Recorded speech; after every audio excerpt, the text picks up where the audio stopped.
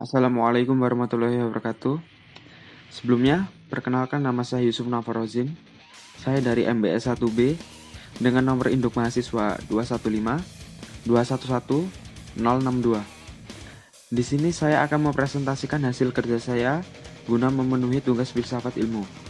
Sebelum saya memulai presentasinya, saya akan membacakan materi apa saja yang akan saya sampaikan kepada Anda. Untuk yang pertama, pengertian filsafat ilmu. Yang kedua, karakteristik filsafat ilmu. Yang ketiga, dasar-dasar dalam filsafat ilmu. Dan yang terakhir adalah manfaat belajar filsafat ilmu.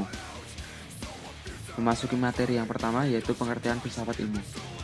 Menurut etimologi, dalam bahasa Inggris dikenal dengan istilah filosofi. Dalam bahasa Arab dikenal dengan istilah falsafah.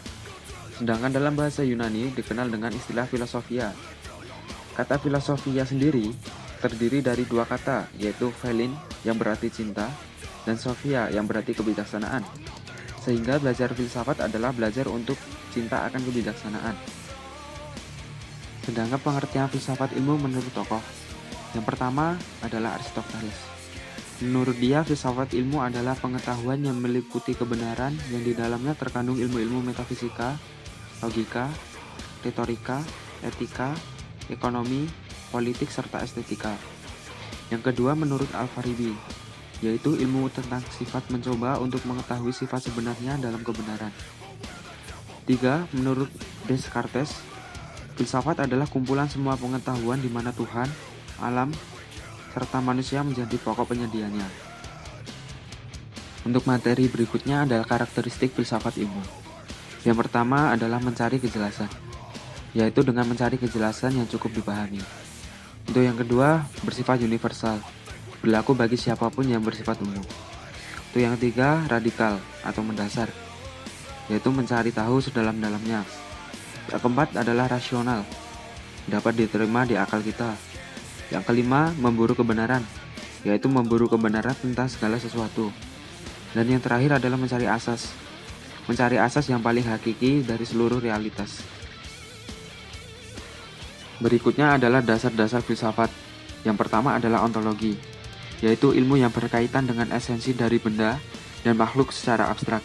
Yang kedua adalah epistemologi, yakni teori tentang metode atau dasar dari pengetahuan atau studi tentang hakikat tertinggi, kebenaran dan batasan ilmu manusia.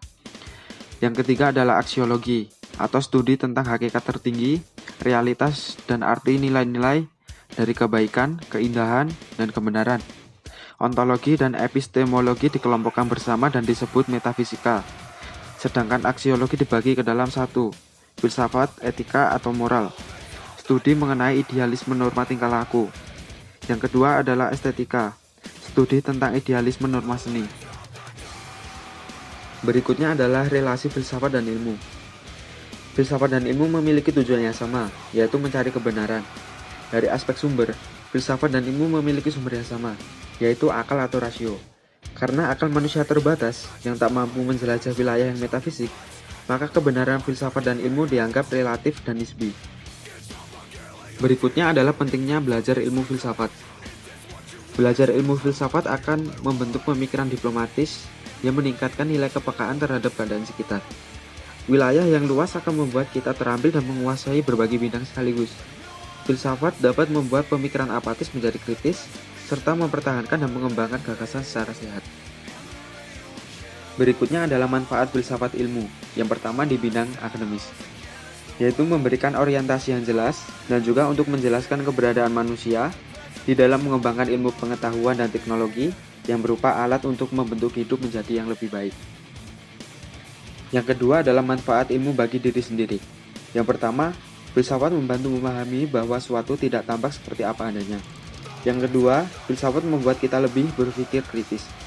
Yang ketiga, filsafat membantu kita mengerti tentang diri kita sendiri. Sebelumnya, saya meminta maaf apabila materi yang saya sampaikan terdapat suatu kesalahan. Dan saya mengucapkan terima kasih pada Anda yang sudah menonton video saya kali ini. Sekian dari saya. Wassalamualaikum warahmatullahi wabarakatuh.